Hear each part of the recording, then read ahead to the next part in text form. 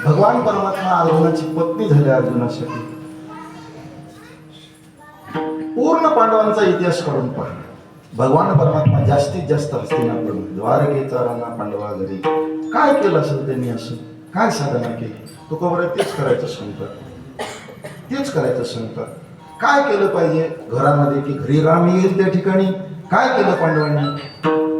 त्या पांडवामध्ये अर्जुन नावाचा पांडव, तो भगवंताचा परमप्रिय आहे. नवल पिसे लागले आहे, त्याच पिस लागलं दिवस. आताच मग अशी प्रकाश महाराजांची आमची चर्चा झाली. तो वल्लभा मी कामतो असं नातं सांगितलं देवाने. विठ्ठल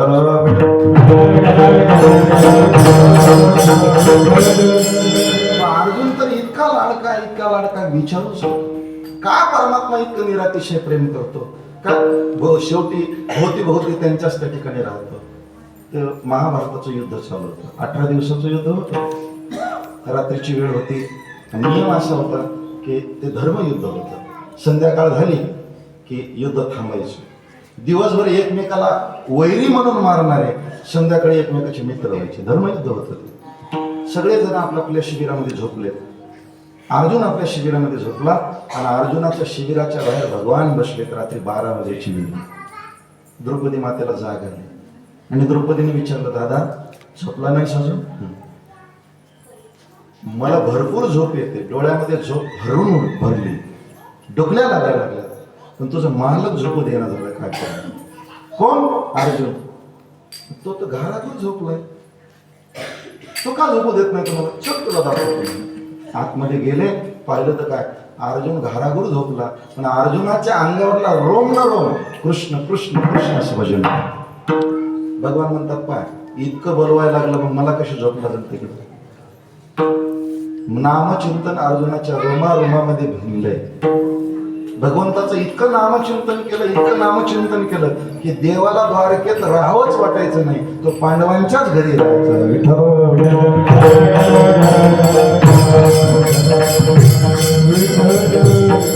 थोडक्यात भगवान परमात्माच्या नामचिंतनाचा इतका प्रभाव त्या पांडवांच्या जिवेद्वारे इतकं ते नामचिंतन झालं की ज्याचं ते नाम घेताय तो परमात्मा सतत त्यांच्या घरी राहिला. तुकोबारे म्हणतात ऐसा कर घर आवे राम. राम घरी येण्याकरता काय करावं लागतं. पांडवांनी जे केलं ते करा. रात्रंदिवस नामचिंतन घेतलं आणि त्या नामचिंतनाद्वारे तो कन्हैया त्यांच्याच घरी त्या ठिकाणी राहिला. आपल्या घरी राहा वाटत असेल तर त्यांनी जे केलं ते करा. ऐसा कर घर आवे राम. तेवढं नामचिंतन करा, परमात्मा तुमच्या घरी त्या ठिकाणी राहील. चला अजून एक दुसरं उदाहरण मी तुमच्या समोर ठेवतो. ते उदाहरण आहे रामायणातलं उदाहरण. माता सीतेचं अपहरण झालं आणि अपहरण झाल्यानंतर माता सीतेचा शोध घेत भैया लखन आणि रामचंद्र प्रभू ज्यावेळेस निघाले, पंचवटी सोडली आणि भगवान रामचंद्र प्रभू ऋषिमुख पर्वतीच्या पायथ्याशी आले. पंपा नावाचं सरोवर आहे, त्या सरोवराच्या परिसरामध्ये आले आणि त्या परिसरामध्ये फिरत असताना लक्ष्मणाला एक दृश्य दिसलं. त्या पंपा सरोवराच्या परिसरातलं दगड झाड दोंडे राम राम राम असं भजन करत होते. नवल वाटलं हे की नाही. सचेतन वस्तू भजन करीत यात नवल काय. अचेतनाला वाचा फुटावी काय नवल आहे महाराज इकडे. काल सकाळी चांडोळ्याला काला करत होतो मी.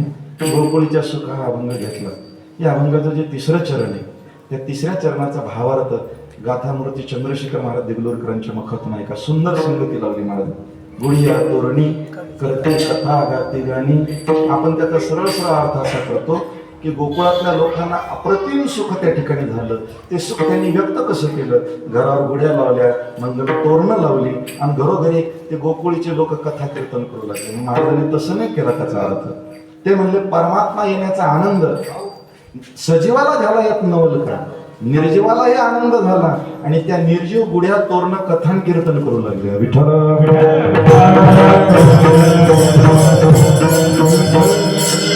अचेतन वस्तू सुद्धा नामधारकाच्या संपर्कात आल्या की त्यालाही त्या ठिकाणी त्या नामाचे संस्कार लागतात.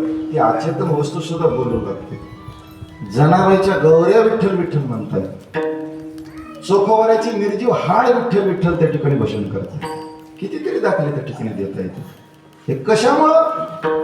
त्या निर्जीव वस्तूचा संपर्क या भगवत भक्ताशी आला, नामधारकाशी आला. लक्ष्मणांना सांगितलं भगवान इथं दगड भजन करतात, आपल्यावर दगड रचायची वेळ आली तरी आपण भजन करत नाही. किती नवल. निर्जीव दगड भजन करायला लागले भगवान. भगवंतांना सांगितलं त्याचं कारण आहे. म्हणजे काय? या परिसरामध्ये एक भगवत भक्त महात्मा असा राहतो की त्याच्या नामचिंतनाचा प्रभाव इथल्या निर्जीव वस्तू सुद्धा बोलू लागल्या. कोण आहे तो भगवत भक्त? म्हणजे ते एक महिला संत आहे.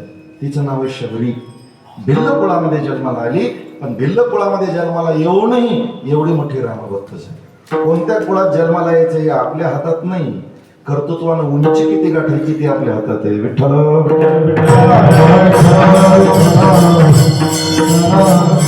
आपल्याकडे उदाहरण आहे भागवतामध्ये. आजा मेळ्यासारखा दशग्रंथी ब्राह्मण वेश्येच्या नादी लागतो आणि वाल्यासारखा डाकू रामायण लिहितो. विठ्ठल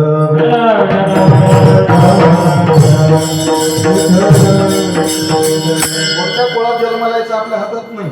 हे कडे वर्णानाम ब्राह्मण हो गुरु हो. कोणी पुण्यानं त्या कुळात येईल जन्माला, कोणी समाजाच्या शेवटच्या पायरीवर बसलेला असेल.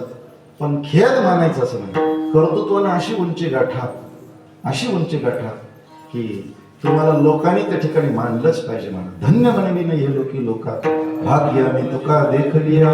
अशी उंची त्या ठिकाणी गाठा. अशी भिल्लपुळात जन्माला आलेली ती शबरी एक 11-12 वर्षाची झाली. जुना काळ असा लग्न लहानपणीच व्हायची. इथं बरेच असे असते की त्यांचे लग्न लहानपणी नाही. ते कन्यादानाचे मंत्रच आहे तसे. 8 वर्षात भवेत कन्या असं सांगतात. कन्यादानाचं पुण्य कधी? आता इथं ते युट्यूबवर चाललंय कीर्तन, कोणी केस करेल माझ्यावर. इंदोरीकर परेशान आहे 2-3 वर्ष नाही ना. नाही असं नाही. आवाज तर जाईल ना लोकांकडे. तेवढीच क्लिप काढून व्हायरल करतील. आमचे बदमत झालं काय.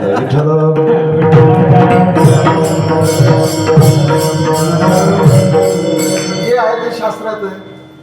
कन्यादानाचं पुण्य कधी? ती कन्या 8च वर्षाची असली पाहिजे. कुमारिका कोणाला म्हणतात? जी अजून रजस्वला झाली नाही ती. पण नवरात्रामध्ये जी कुमारिकेचं पूजन केलं जाते 8 वर्षाच्या आतली पाहिजे. तर आपल्याकडे कुमारिका बरेच आहेत. जयललिता मेली तरी कुमारिकाच होती आणि मायावती अजून कुमारीच आहे. विठ्ठल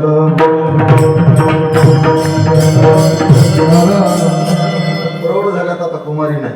हे कन्या हे कन्यादानाचं पुण्य तर 8 वर्षात भवेत कन्या असं मंत्र येतो. पहिले लहानपणीचे लग्न व्हायचे, बहुतांशी झाले असते. पण गंमत अशी ते लहानपणी व्हायचे त्यावेळेस मुलं अज्ञान असायचे तरी ते लग्न सक्सेस आहे. आता सज्ञान आहे ते एकमेकाला जाणून घ्यायला लागले तरी 2च वर्षात हरकत होती. भानगड काय तेच कळायला मार्ग. तो काळ बरा होता का आजचा काळ बरा होता? तुम्हीच सांगा आता. विठ्ठल